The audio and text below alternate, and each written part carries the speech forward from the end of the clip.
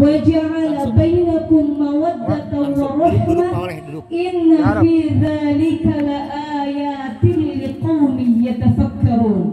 وقال النبي صلى الله عليه وسلم النكاح sunnati faman raghiba an sunnati falaysa minni.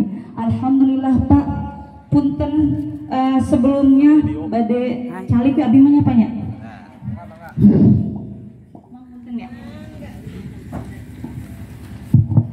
Pertama-tama yang saya hormati guru sekaligus orang tua kita, Bapak pimpinan Pondok Pesantren Al-Huda beserta Ummi dan keluarga besarnya.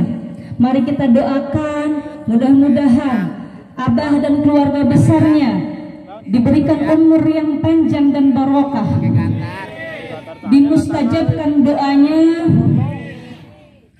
diberikan rizki yang berlimpah, halalan thayyiban, serta mudah-mudahan diberikan husnul khotimah, amin. Yang saya hormati para sesepuh, para alimil ulama, para tokoh masyarakat kampung Layapan. Yang saya hormati juga Bapak Lurah, Bapak Lurah beserta staf dan jajarannya. Yang saya hormati Bapak dan Ibu pimpinan majelis-majelis ta'lim dan zikir, yang mohon maaf saya tidak bisa sebutkan satu persatu, para asatidah, para haji dan para hajjah yang saya hormati dan saya ta'zimi. Tidak lupa pula jamaah sekalian yang hadir di tempat ini yang saya banggakan. Sohibul bait, tidak lupa yang beserta keluarga besarnya, Bapak Kadus Didi beserta keluarga besarnya yang saya hormati. Mudah-mudahan juga Allah karuniakan kebahagiaan lahir dan batin. Pertama-tama marilah kita limpahkan puji syukur kehadirat Allah Subhanahu wa Ta'ala yang telah memberikan hidayahnya, inayahnya, serta rahmatnya, sehingga kita semua bisa berkumpul di tempat yang insya Allah penuh barokah. Mudah-mudahan Allah juga turunkan hidayahnya, inayahnya, dan rahmatnya, sehingga kita semua pulang bawa ilmu yang bermanfaat serta dimudahkan untuk mengamalkannya. Amin ya rabbal alamin. Sholawat salam marilah kita sanjungkan kepada baginda alam Nabi besar Muhammad sallallahu alaihi wasallam beserta kepada para keluarga dan para sahabatnya, kepada semua pengikutnya, serta sampai kepada kita umatnya. Amin ya rabbal. Berhubung bulan ini sudah memasuki bulan Maulud, sebelum kita berbicara panjang lebar, mari kita bersolawat kepada Nabi. Muhammadun basyarul lakal basyari bal huwa kal yaquti bainal hajari. Muhammadun basyarul lakal basyari bal huwa kal yaquti bainal hajari. Maulaya salli wa sallim daiman abada ala habibika khairi khalqi kullihim. Mangga Maulaya salli wa sallim daiman abada ala habibika khairi khalqi kullihim. Huwal habibul ladzi turja syafa'atuhu likulli rawlin minal ahwali muqtahimi. Maulaya salli wa sallim daiman أبدا على حبيبك خير خلق كلهم محمد سيد الكونين والثقلين والفريقين من عرب ومن عجم مولاي صل وسلم دائما أبدا على حبيبك خير الخلق كلهم اللهم صل على سيدنا Muhammad. Hatur nuhun Bapak Ibu. Hal yang pertama yang mau saya sampaikan Pak, sebelum tambah lebar lagi, permintaan maaf saya nih Pak. Biasanya kalau orang mau bermauidhah hasanah itu harus menyesuaikan dengan bahasa kaumnya, bilisani qaumihi. Layapan itu kan mayoritas Sundanya Bu, leres. Mohon. Sedangkan bahasa Ibu Abi Jawa Ibu. Abi kelahiran Cirebon tapi akte Subang. Sekolah dari MI sampai MTS di Subang di Pungangan. Di Pungangan teh bahasanya bahasa Jawa. Mau beranjak dewasa, Abi sekolah di Ciamis 8 bulan. Alhamdulillah dengan 8 bulan saya belum bisa kenalan sama bahasa Sunda. 8 bulan pindah ke Cirebon menamatkan aliyah sampai 17 tahun berarti. Usia dari 0 sampai 17 tahun saya memakai bahasa Jawa. Sudah beranjak dewasa saya ke Bandung kuliah, ya Pak. Di Bandung berhubung lidah sudah keluh, sudah biasa pakai bahasa Jawa, telinga paham bahasa Sunda tapi lidah menolak. Gak bisa Pak, ada yang namanya bahasa ala bisa karena biasa. Jadi mohon maaf kalau pembicaraan saya isinya banyak menggunakan bahasa Indonesia. Karena kalau saya pakai bahasa Jawa, insya Allah masyarakat Layapan kena roamingnya, gak bakalan paham saya ngomong apa. Kalau saya ngomong pakai bahasa Jawa, ibu-ibu ngedengerinnya roaming. Kalau saya pakai bahasa Sunda, ibu-ibu ngedengerin saya kayak anak TK lagi belajar ngomong. Jadi masih terbata-bata, ngeraba bahasa tengah-tengah, bahasa persatuan, bahasa Indonesia. Paham ya Bu ya? Insya Allah paham. Paham. Jadi mohon dimaafkan karena keterbatasan bahasa. Itu pembukaan pertama yang bikin saya agak cemas naik ke panggung karena keterbatasan bahasa Pak. Yang kedua, ketika saya mau berbicara masalah nikah, karena saya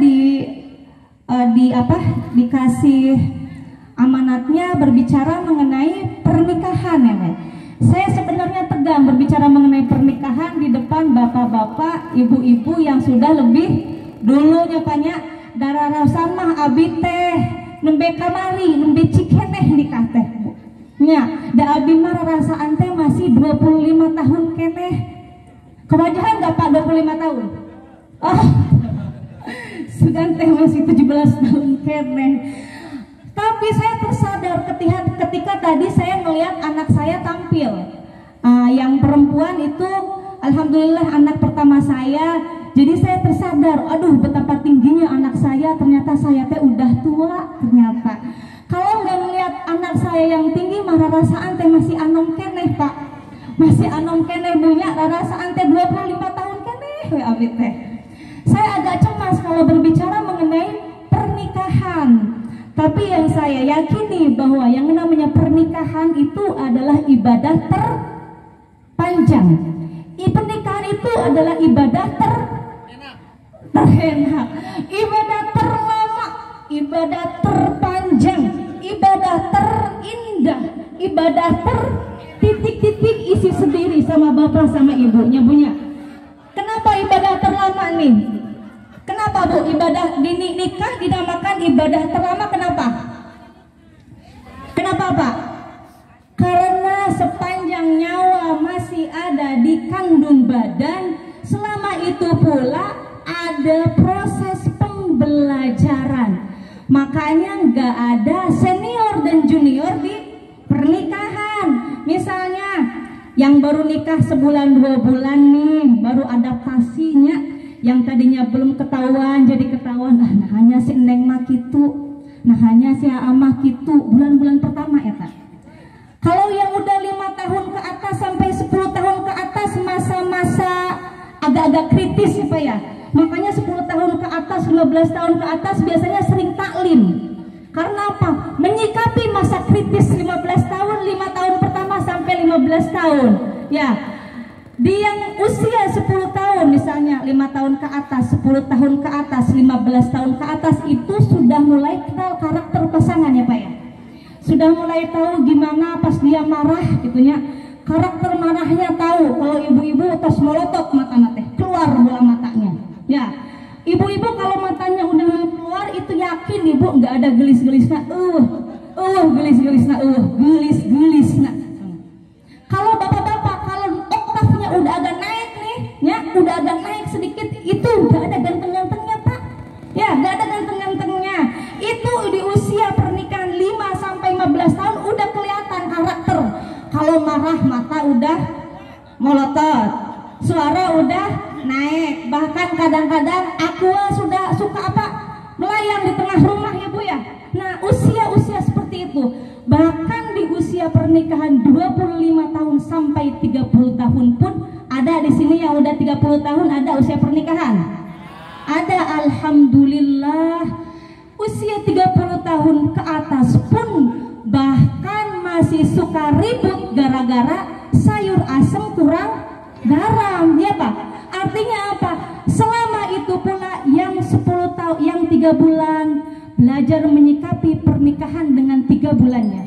Yang 5 tahun sampai 10 tahun belajar menyikapi pernikahan di usia 5 sampai 10 tahunnya. Di yang usia pernikahan 25 sampai 30 tahun pun masih belajar menyikapi usia pernikahan 30 tahun. Jadi dari ujung ke ujung belajar terus sampai nyawa masih di kandung badan teh, belajar terus pernikahan Pak.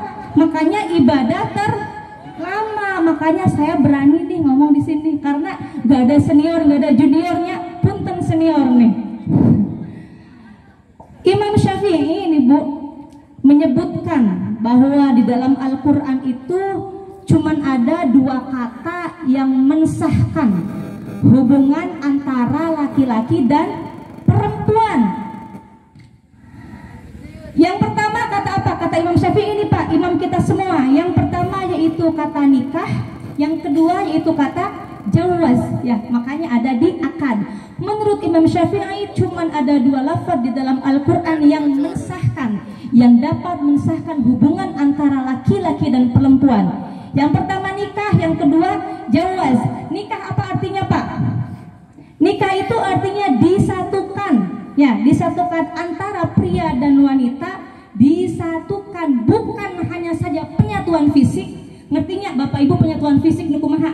Ngartosnya, ya bukan hanya saja penyatuan fisik, tapi penyatuan cita-cita, penyatuan arah, penyatuan tujuan. Jadi kalau yang namanya nikah harus satu tujuan, harus satu cita-cita, harus satu arah. Kalau beda arah bakalan hancur Pak. Istrinya pengen ke Bandung, suaminya pengen ke Jakarta, itu gak bisa, harus satu tujuan. Yang kedua kata apa? Kata jawaz. Jawaz artinya apa Pak? Ibu, jawaz artinya apa Bu? Kawin. Jawaz itu artinya kawin. Bapak Ibu sudah paham apa yang dinamakan dengan kawin? Mahwal kawin? Ya itu, mahwal kawin, eta kawin teh. Kawin yang kedua, selain maknanya jawaz kawin itu artinya bersanding. Jawaz juga diartikan bersanding. Apa bersanding teh? 2 hal yang berbeda tetapi saling membutuhkan. Contohnya naon Pak? Kaos kaki. Kaos kaki kan harus ada kanan sama kiri. Kalau kiri doang kumaha? Pincang. Kalau misalnya ditukar, mau masuk Pak, swallow itu harus kanan sama kiri. Kalau dipakai cuman kirinya doang nggak bagus. Atau kalau ditukar kanan ke kiriin, kiri ke kananin kumaha ta jadina. Pengenahan pas bakal jari teh keluarnya banyak. Berarti apa? Perkawinan juga harus dari dua hal yang berbeda. Harus pria dan wanita, harus wanita dan pria ya. Namanya perkawinan tuh harus berbeda-beda. Tapi walaupun beda, nggak harus, nggak bisa melebur antara satu dengan yang lain. Artinya apa? Perempuan istri nggak bisa pengen jadi kayak suami, nggak bisa menempati posisinya suami. Istri nggak bisa jadi perannya suami, nggak bisa pun suami nggak bisa menempati perannya istri. Walaupun sama satu tujuan berjalan bareng, tapi tetap di koridornya masing-masing. Itu namanya perkawinan. Sayyidina Ali Pak menyebutkan nih, ada sifat yang pantas di suami tapi nggak pantas di istri. Ada 3 sifat yang pantas di suami tapi tidak pantas di istri. Naon Pak? Yang pertama itu bahwa suami laki-laki itu halus kalau murah tangan. Murah tangan ya Pak ya, bukan ringan tangan. Beda antara murah dengan ringan. Kalau murah tangan, ringan tangan mah gampang gagaplok ya. Kalau misalnya murah tangan mah berehannya bager berehan. Jadi ke istri, ke keluarga, murah tangan untuk keperluan keluarga. Obong-obong kata Sayyidina Ali harus murah tangan, kayak tetangga ge dimurah tanganin. Entong Pak. Dan saya sebagai perempuannya, perempuan, ibu-ibu kalau dikasih perhatian lebih sama laki-laki lain, kadang-kadang perempuan masuk geeran ya, geeran nanti lama-lama PHP disangkanya. Jadi mun bapak bager teh murah tangan teh digaris bawahi, murah tangan kepada kepentingan keluarga ya, bukan kepada istrinya tetangga gitu. Jadi murah tangan teh untuk keluarga ya. Soalnya saya sebagai perempuan merasakan perempuan teh kumaha sok geeran perempuan mah Pak. Jadi kalau bapak-bapak bagus murah tangan. Jadi misalnya ibu pengen beli tas misalnya, Pak hoyong meser tas, bapak teh dibere langsung ya. Pengen buat anak sekolah yang bagus dibere itu bapak. Harus murah tangan buat keluarga mah. Tapi perempuan jelek kalau terlalu murah tangan. Jadi si kantong teh jangan bolong Pak. Itu kayak umi saya nih, kayak ibu saya nih ya. Bukan pedit, tapi harus bisa mengeluarkan sesuatu pada tempatnya kalau perempuan ya. Jadi kalau kata bapak saya, cenah Mimi mah bisaan. Kalau misalnya katanya nggak punya uang, padahal banyak di dompet teh. Ya, artinya apa? Bisa nyimpen. Tau perempuan mah harus gitu. Tong jika abi mah kantongnya bolong Pak. Nyimpen duit bolong, nyimpen duit jatuh. Bisa ditanyakan langsung ke suami. Jadi kalau jadi perempuan itu harus gak boleh murah tangan ya. Jadi harus kerenaun ya, mau apa, pengen apa, beli apa, kepentingannya apa. Perempuan mah harus gitu. Makanya kebanyakan perempuan emang kayak gitu ya.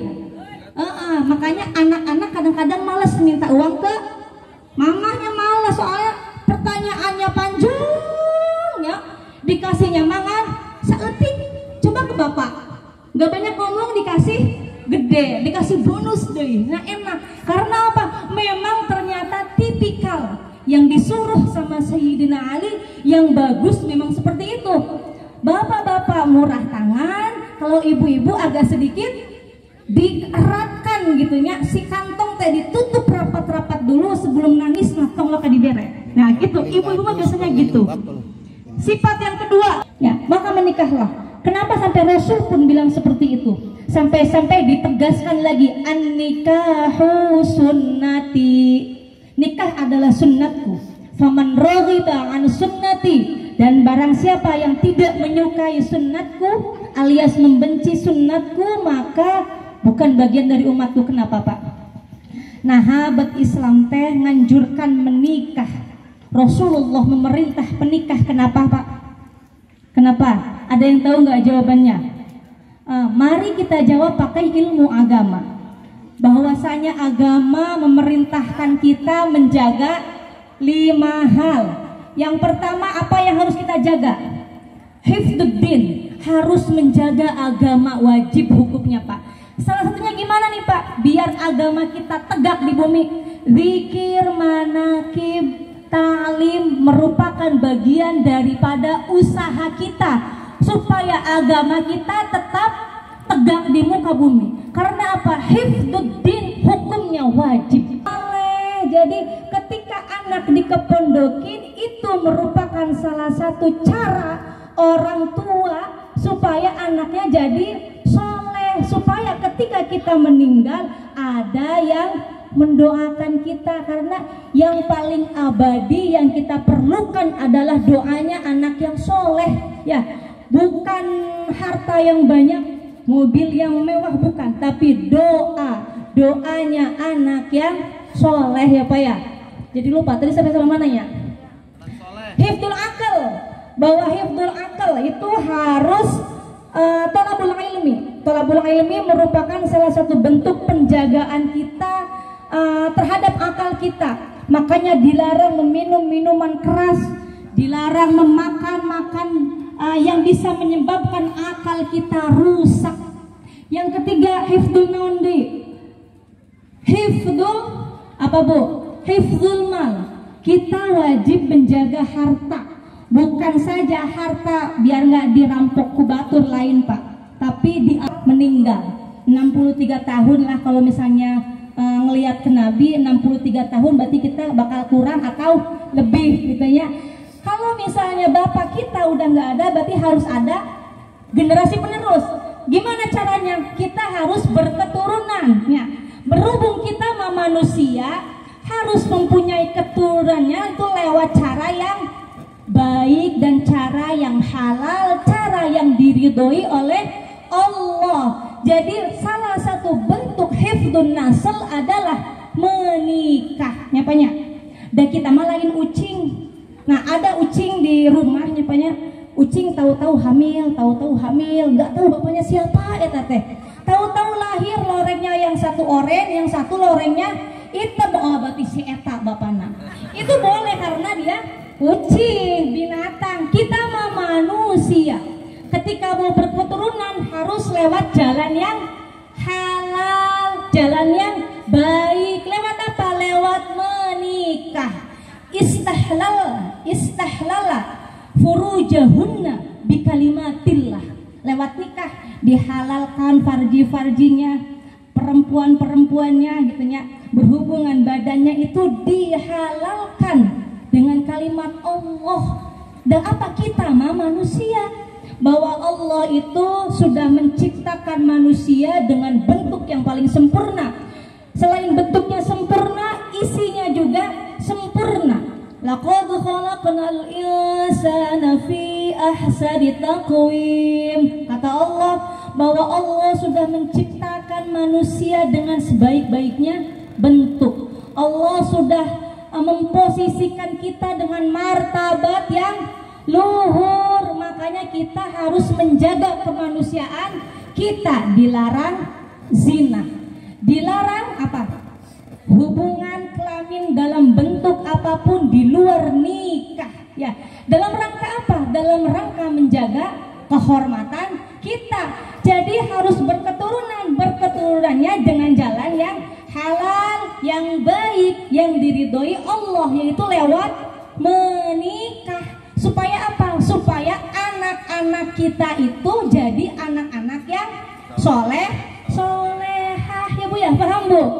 Nah, sekarang biar anak kita soleh harus milih yang kayak gimana nih? Rasulullah bersabda, tungkahul mar'ah li arba'in.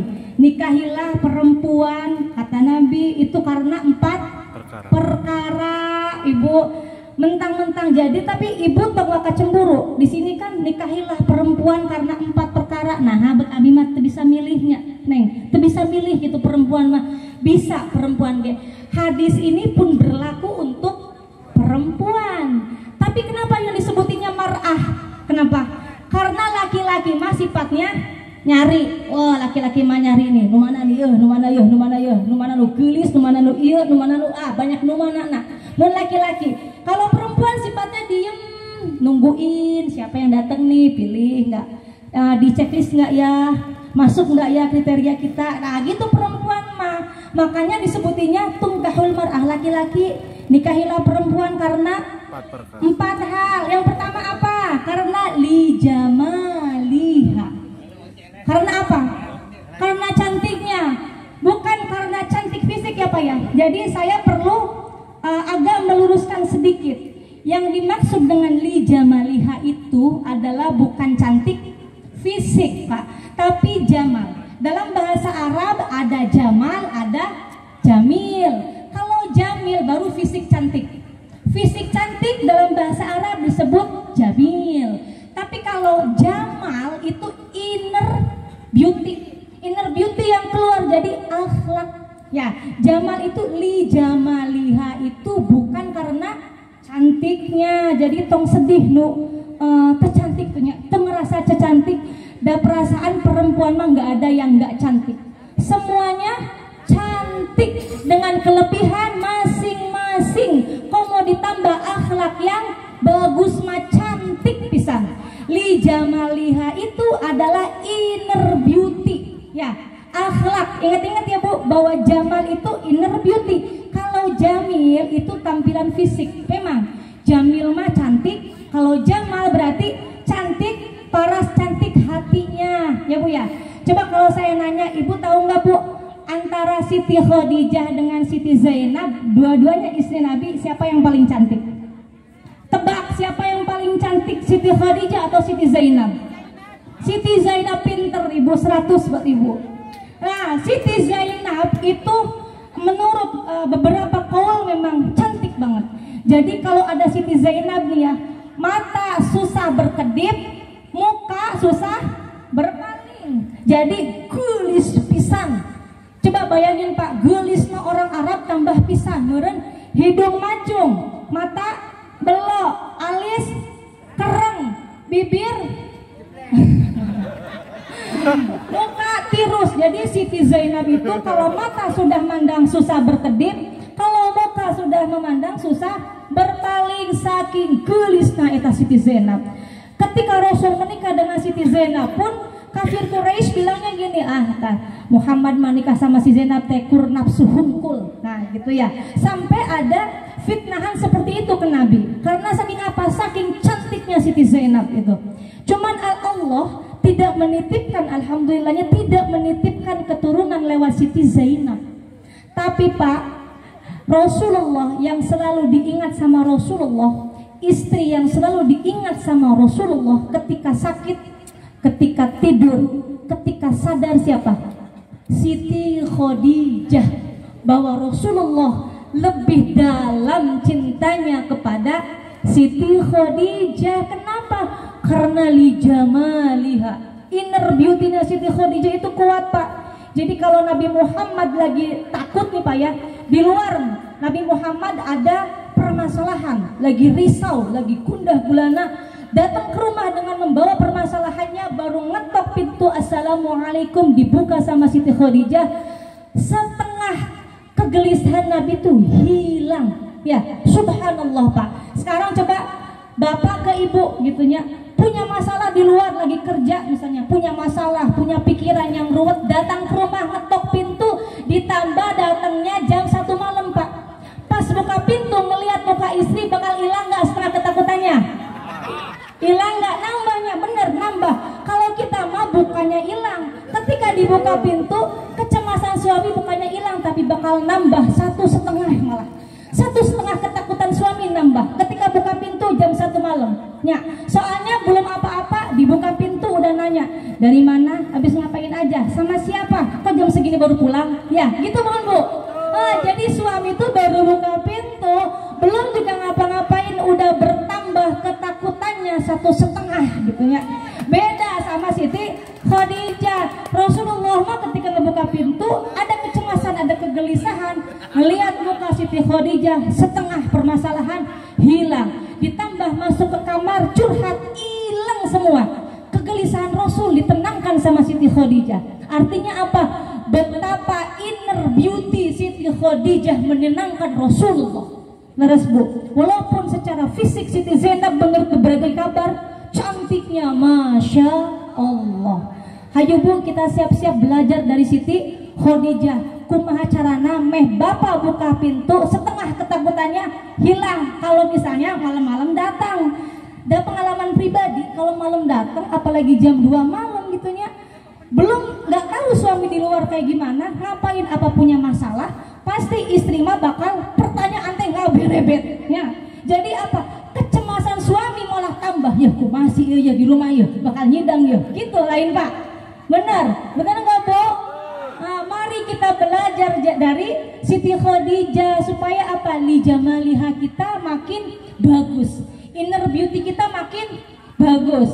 Yang kedua, perempuan dinikahin karena apanya Kak? Lima liha, karena hartanya, bukan materialistis nih Pak. Jadi yang dimaksud dengan hartanya ada maksud lagi, seperti halnya li jamaliha bukan diterjemahkan kecantikan fisik, tapi yang dimaksud dengan lima liha adalah carilah istri yang bisa memanage keuangan suami. Makanya lima liha, karena hartanya. Carilah istri karena hartanya. Nu kumaha? Nu bisa memanage keuangan suami, atau yang bisa membelanjakan kebutuhan hidup sesuai dengan kemampuan suami. Jadi Pak, misalnya ya, suami kita kemampuannya gajinya misalnya 5 juta ya kita ibu-ibu jangan zakat molnya itu jangan nyampe 10 juta ya. Suami punya uang gaji 5 juta, ini zakat molnya 10 juta. Suami gajinya 5 juta, pengen beli tas yang 20 juta, ya Masya Allah nggak bakalan mampu ya tas suami, berat. Jadi carilah istri itu karena lima liha, istri yang bisa memanage keuangan suami. Tapi ini Pak, ketika saya bilang kayak gini, jangan ada kepikiran niat untuk ijab lagi ya. Tata gini di hati, Allah istri orang mah geus mah jamalnya belum keluar, inner beauty-nya belum keluar, limal pun belum bisa memanage harta. Tong kepikiran gitu Pak. Ketika saya bilang kayak gini, jangan sampai kepikiran untuk ijab lagi. Ah orang nyari deui yeuh. Nu empatnya dicari deui entong Pak. Da kewajiban bapak-bapak mendidik istrinya. Kan waktu pertama dulu nikah teh Pak, inget teh Pak, si ibu kumaha ngomongna, kumaha si ibu ngomongna pas pengen nikah dulu, Bu, Pak, jadilah imamku, katanya gitu kan ya, jadilah imamku. Artinya apa? Imam artinya apa? Imam itu adalah pemimpin pelindung dari sisi spiritual Pak. Jadi dalam bahasa Arab itu ada banyak tipe-tipe pemimpin. Imam, yang dimaksud dengan imam adalah pelindung, pemimpin dari sisi spiritual. Makanya di masjid namanya imam sholatnya. Suami, jadilah imamku. Artinya apa? Ketika ibu-ibu bilang ke bapak, jadilah imamku, artinya bapak-bapaklah yang bertanggung masalah keagamaan istri. Jadi kalau istri bapak masih belang bentong sholatnya, dididik sama bapak. Kalau misalnya istri masih belum bagus ngajinya, kewajiban bapaknya. Kan imam dari sisi spiritual, suami yang bertanggung jawab. Yang kedua, naon deui? Pemimpin dalam bahasa Arab, rois. Rois itu adalah pemimpin pelindung ketatanegaraan. Makanya Roisul Jumhuriyah Al-Indonesia, Presiden Republik Indonesia. Presiden itu disebutnya rois, bukan imam ya, karena dia melindungi ketatanegaraan, disebutnya rois. Sisi spiritual disebutnya imam. Kalau misalnya pelindung, pemimpin yang dekat dan bisa diajak berdialog, disebutnya wali. Makanya kalau orang yang dekat dengan Allah namanya waliullah. Ada lagi satu pemimpin, pemimpin pelindung, pengayom dalam ranah yang lebih kecil gitu Pak ya, dan di dalamnya mengandung nilai-nilai ibadah. Jadi apa yang dilakukan itu ibadah terus, apa yang dilakukan itu mendatangkan pahala terus. Namanya qaim, jamaknya qawwam. Makanya di Al-Quran ar-rijalu qawwamuna 'alan nisa, bahwa laki-laki adalah pelindung, pemimpin bagi perempuan. Ya Pak ya. Tadi saya di depan kalau Bapak agak sedikit kritis ya, sebelum nikah laki-laki disebutnya Apa Bu tadi? Saya baca hadis. Laki-laki sebelum nikah disebutnya syabab. Sesudah menikah laki-laki disebutnya rijal, ya, rijal. Setelah menikah disebut rijal, langsung dikasih peran sama Allah. Apa perannya? Qawwamuna. Ar-rijalu qawwamuna 'alan nisa bima faddalallahu ba'dihim 'ala ba'd. Jadi Allah artinya apa Pak? Ketika dulu Bapak menikah ya, qabiltu saya terima, berarti langsung berlaku hakikat qawwam untuk bapak-bapak. Qawwam apa? Memimpin, melindungi serta wajib memberikan nafkah. Karena di belakangnya ar-rijalu qawwamuna 'alan nisa bima faddalallahu ba'dhum 'ala ba'd wa bima anfaqu min amwalihim. Bahwa laki-laki adalah pelindung pemimpin perempuan karena laki-laki sudah diberikan kelebihan sama Allah dan karena laki-laki memberikan nafkah dari hartanya, makanya laki-laki jadi pemimpin. Artinya apa Pak? Laki-laki ketika menikah ar-rijal langsung dikasih peran jadi qawwamuna, langsung jadi qawwam. Apalagi Pak? Wajib menafkahi, artinya apa Pak?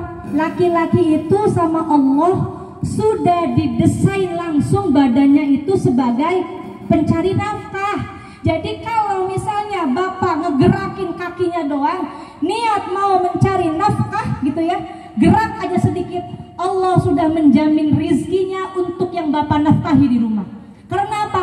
Allah sudah memberikan desain langsung bahwa Allah tuh laki-laki tuh diberi kelebihan sebagai pencari nafkah. Di badannya tuh sudah lengkap. Kalau jare apanya, alat-alat mah laki-laki teh udah alat-alatnya pencari nafkah lah. Sama Allah tuh sudah didesain sebagai pencari nafkah. Jadi gak ada kesulitan untuk laki-laki. Kalau sudah niat gerak sedikit, Allah sudah menyiapkan apa rizki untuk yang ada di rumah. Beda apa? Kalau misalnya ditukar, misalnya perempuan yang pencari nafkah, bakal pasti ada permasalahan yang ditimbulkan. Atau Allah hanya menyiapkan rizkinya untuk perempuan itu sendiri. Tapi bedakan Pak antara perempuan pencari nafkah dengan perempuan yang bekerja membantu suami atas izin dan ridho suami. Itu beda Pak. Bedakan antara pencari nafkah dan perempuan yang membantu suami gitu ya, atau perempuan yang bekerja karena karir. Beda masalah. Ini poinnya adalah pencari nafkah tipenya. Balik lagi ke yang keempat, ketiga. Tadi tungkahul mar'ah li jamaliha, limaliha. Yang ketiga linasabiha. Linasabiha itu karena keturunan, karena latar belakang pendidikan. Jadi keturunan tepa bukan berarti kita harus nyari pasangan dari pasangan yang ningrat lain. Tapi apa? Tahu bibit sama bobotnya. Mau nikah teh harus tahu orang tuanya siapa, ibunya siapa, bapaknya siapa, rumahnya di mananya, harus tahu. Jangan sampai mau nikah kayak beli kucing dalam karung, teu nyaho nu mana bapana teh gitu nya, nu mana ibuna teh teu nyaho nu mana. Enggak boleh gitu Pak. Yang namanya nikah harus tahu bibit sama bobotnya. Yang keempat yaitu karena lidiniha, karena agamanya, dan itu yang paling penting Pak. Karena nikah itu nggak selamanya kayak pengantin baru. Ini pengantin barunya mana ya? Apa pengantin bari we ini ada di depannya? Pengantin bari we. Kumaha pengantin baru teh? Kumaha? Kumaha? Kayak di lagu nih Bu, biar nggak pada ngantuk nih ya. Saya nggak lagu heula. Mohon maaf we kalau agak sedikit pales da abi mah nggak kayak adik abi. Adik abi mah udah ngageluyung suara teh. Abi mah beda nya. Jadi harap maklum kalau misalnya saya agak sedikit pales. Duhai senangnya pengantin baru, cuma gitu ya.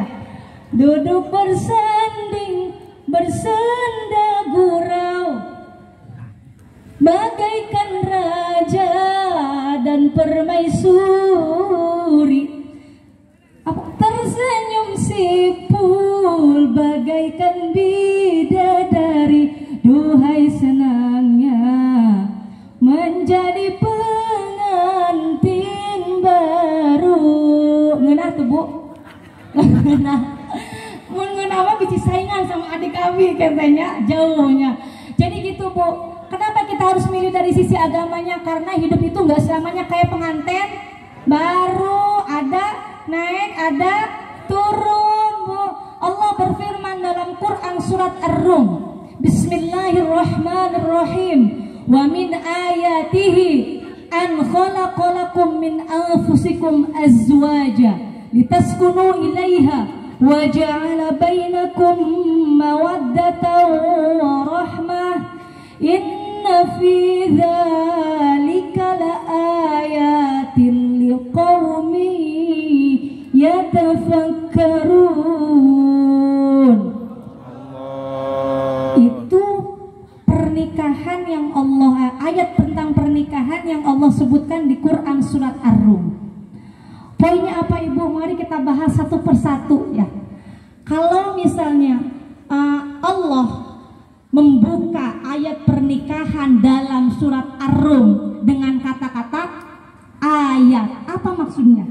Mari kita berfilsafat sebentar. Apa maksud dari wamin ayatihi dan titik-titik seterusnya? Bahwa Allah ya Bu ya, wamin ayatihi, dan dari diantara tanda-tandanya, diantara tanda-tanda kebesaran Allah, di situ adalah mengungkapkan Allah membuka surat Ar-Rum dengan diawali oleh kata ayat. Apa maksudnya? Tanda dalam bahasa Arab ada dua, ada alamat, ada ayat. Kalau alamat kata Imriti, alamatul khafdil lati bihandobat kasrun waya unsum mafathatun fakot. Artinya alamat itu adalah tanda. Ciri khafad, alamat khafad misalnya bahasa santri ya, ada tiga, ada kasroh, ya, sama fathah, itu tanda. Alamat itu artinya tanda, tanda yang mendekatkan kepada sesuatu. Artinya apa? Kalau misalnya kita dikasih alamat, berarti sudah semakin dekat ke tujuan. Kecuali alamatnya Ayu Ting Ting ya Pak. Alamatnya Ayu Ting Ting mah mau nyampe, soalnya alamat palsu. Hayo nanya wae di mana, di mana, di mana, ya gitu ya. Kesana kemari mencari alamat gitu ya. Namun yang kutemui bukan dirinya saya, yang kuterima alamat palsu. Nah gitu. Apa Bu? Nah, alamat palsu mau nyampe-nyampe. Alamat yang dimaksud kalau dalam bahasa Arab adalah semakin dekat ke tujuan. Kalau misalnya yang kedua ayat, nah maksudnya ayat, bahwa ayat itu adalah di dalam bahasa Arab nggak bakalan dipakai redaksi ayat, kalimat ayat, kecuali Allah menghendaki kedekatan dengan hambanya. Makanya ayat Al-Quran disebut ayat, membaca ayat. Al-Baqarah ayat 1, Al-Fatihah ayat 1. Artinya apa? Mun Bapak Ibu baca ayat Al-Quran, etate artinya biar tambah dekat hubungannya dengan Allah. Makanya Allah berfirman, innamal mu'minuna idza dzukirallahu wajilat qulubuhum. Orang-orang yang beriman adalah orang-orang yang ketika disebutkan nama Allah bergetar hatinya. Wa idza tuliyat alaihim ayatuhu zadathum imana. Dan apabila dibacakan ayat-ayat Allah, maka bertambah keimanannya. Artinya apa? Bahwa ayat itu adalah Allah membuka pernikahan, ayat tentang pernikahan menggunakan redaksi, pemilihan diksi ayat. Tujuannya adalah gini Bu, dengerin ini agak sedikit susah. Bahwa pernikahan ya, pernikahan itu Allah seolah-olah memberikan pelajaran ke manusia. Pernikahan tidak dikehendaki oleh Allah, kecuali pernikahan itu adalah sebagai wasilah, sebagai perantara supaya manusianya lebih dekat dengan Allah. Antara istri dan suami lebih dekat dengan Allah. Jadi Bapak punten, Ibu punten, kalau misalnya di sini ada yang sudah berumah tangga misalnya 20 tahun, 15 tahun, 30 tahun bahkan, tapi bukannya malah lebih dekat dengan Allah, malah lebih jauh dengan Allah, berarti ada yang perlu perlu dikoreksi dari rumah tangganya. Ya, karena apa? Allah menghendaki dengan pernikahan suami dan istri itu menjadi lebih dekat. Artinya apa? Ketika menikah langsung bangun kedekatan dengan Allah. Kumaha carana? Sholat malam, sholat lagi. Ya, yang dulu pas belum nikah nggak pernah sholat duha, yang udah nikah mah jadi sholat duha. Yang dulu sebelum nikah nggak pernah sholat malam, ya sholat malam. Karena apa? Bapak-bapak, bahwa Allah sudah mengirimkan makmum abadi buat bapak. Pun sebaliknya, ibu-ibu, bahwa Allah sudah mengirimkan imam abadi untuk ibu. Jadi mari kita pergunakan dengan baik. Bapak-bapak yang tanggung jawab nih, malam-malam bangunin supaya sholat ieu mah lain dibangunkan untuk tujuan lain wae nya. Ari sholat mah tara diingetkeun gitu Pak. Jadi sembari ngebangunin dengan niat yang lain pun bangunin buat sholat malam. Hayu sholat malam gitu bareng ya. Siapa? Karena Pak memang harus mendekati dengan Allah. Dekatkan Allah lagi. Pertama menikah, hal yang pertama kali dibangun adalah kedekatan dengan Allah. Karena kalau sudah dekat dengan Allah, yang lainnya bakal nyusul. Allah akan memberikan banyak karunia ketika kita mendekatkan diri dengan Allah. Al-Qur'annya apa? Wa may yattaqillaha yaj'al lahu makhraja wa yarzuqhu min haitsu la yahtasib. Barang siapa yang bertakwa kepada Allah, Allah akan memberikan jalan keluar untuk semua permasalahannya. Dan Allah pun akan memberikan rizki dari arah yang tidak disangka-sangka. Itu janji Allah. Makanya bangun kedekatan dengan Allah melalui hubungan pernikahan ya. Jadi habis nikah teh harus jadi makin soleh, bukannya habis nikah makin jelalatannya. Soleh harus makin soleh Pak kalau udah nikah. Apalagi bapak-bapak nih yang jadi imam, yang jadi penanggung jawab sisi spiritual, penanggung jawab masalah nafkah. Ingatkan istrinya, bangunkan malam-malam untuk sholat bersama nyapanya. Sembari ya kalau yang lain-lain mah ya terserah, itu boleh-boleh aja. Pahala eta juga ya, pahala. Jangan lupa ingatkan juga untuk sholat, ingatkan juga untuk baca Quran bersama. Diajak juga istrinya supaya ikut zikir barengnya. Lantas setelah membangun kedekatan dengan Allah ya, kuncinya adalah kedekatan dengan Allah. Ketika sudah dekat dengan Allah akan menjadi pembuka. Pembuka untuk apa? Pembuka untuk 3 hal yang diharapkan sama semua orang yang menikah. Apa itu?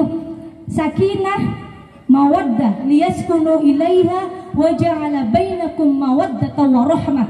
Jadi kedekatan dengan Allah itu adalah menjadi kunci pembuka untuk 3 hal yang diharapkan oleh semua orang yang menikah di dunia.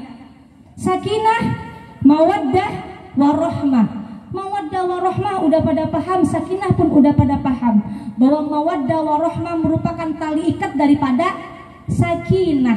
Jadi sakinah, supaya membentuk keluarga yang sakinah, Allah sudah kasih modal mawaddah warahmah. Sakinah teh kumaha?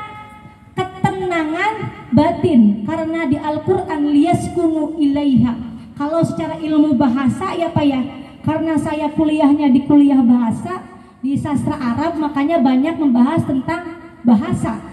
Liyaskunu ila artinya apa Pak? Liyaskunu ila itu adalah ketenangan batin. Kalau liyaskunu ilda berarti ketenangan fisik ya.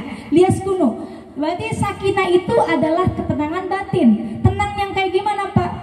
Tenang yang setelah melalui berbagai macam goncangan. Kan bahasa Arab ada 2 nih sakinah, ada yang sakinah, ada yang tatmainnah. Tatmainnah itu adalah tenang sama, tapi tenang yang dihasilkan setelah melalui ibadah. Jadi makanya ala bizikrillahi tatmainnul qulub. Setelah zikir teh jadi tenang. Tenangnya pakai bahasanya tatmainnu. Kalau sakinah tenangnya tenang nukumaha gitu. Tatmainnu mah tenang yang dihasilkan setelah ibadah. Kalau sakinah mah tenang yang dihasilkan setelah melalui kayak goncangan, ujian, masalah, eta namanya sakinah. Makanya yang dimaksud dengan sakinah dalam rumah tangga itu bukan berarti adem ayem cicik cobaan, Pak. Bukan yang kayak gitu sakinah itu.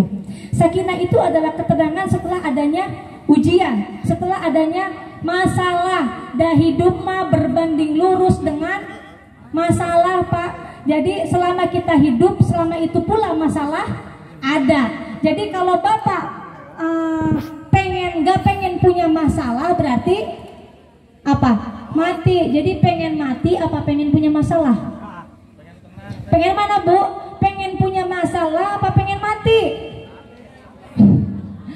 Yang namanya masalah mah tadi berbanding lurus sama hidup. Selama kita hidup, selama itu pula ada masalah. Kata Allah, walanabluwannakum bisyai'in minal khaufi wal ju' wa naqsim minal amwal wal anfus was thamaratnya, bahwa Allah akan menguji kita lewat berbagai macam hal. Yang kaya diuji lari anaknya, yang anaknya soleh-soleha diuji kurang hartanya, yang semuanya sempurna diuji mertuanya, yang misalnya mertua anak kaya ada yang diuji lewat penyakit. Ya, kalau misalnya semua sempurna ada yang diuji lewat meninggalnya keluarga kita. Jadi semua dari kita itu adalah diuji. Ya, kalau misalnya kita punya masalah, bukan berarti Allah ingin menjadikan kita bermasalah, bukan. Tapi apa? Allah sedang menitipkan pelajaran ke kita. Bagaimana cara menyelesaikannya dan apa hikmah yang kita ambil setelah kita menyelesaikan masalahnya banyak. Nah, sakinah teh gitu. Jadi setelah melalui berbagai macam goncangan, misalnya kita bisa damai, bisa menyelesaikan, akhirnya timbul sakinah, ketenangan. Banyak. Yang terakhir yang bakal diidam-idamkan sama semua orang ketika menikah, yang harus kita ingatkan naon deui. Jadi Pak, kalau misalnya kita menikah, hal yang kita ingatkan itu adalah jaga kemanusiaan kita masing-masing dan anggaplah pasangan kita, selalu pandang pasangan kita itu adalah manusia. Kalau misalnya jaga kemanusiaan kita masing-masing, artinya apa? Allah telah menitipkan martabat yang luhur ke kita, jangan sampai kita kotori lewat hal-hal yang keji dan perbuatan yang tidak baik. Itu mengotori harga diri kita sebagai manusia, ya, bukan suami aja gitu. Terus anggaplah pasangan kita manusia. Kenapa? Artinya apa? Berarti ibu tong sekali-kali nganggap bapak teh malaikat atau Superman atau Batman atau Spiderman atau man entong, Bu.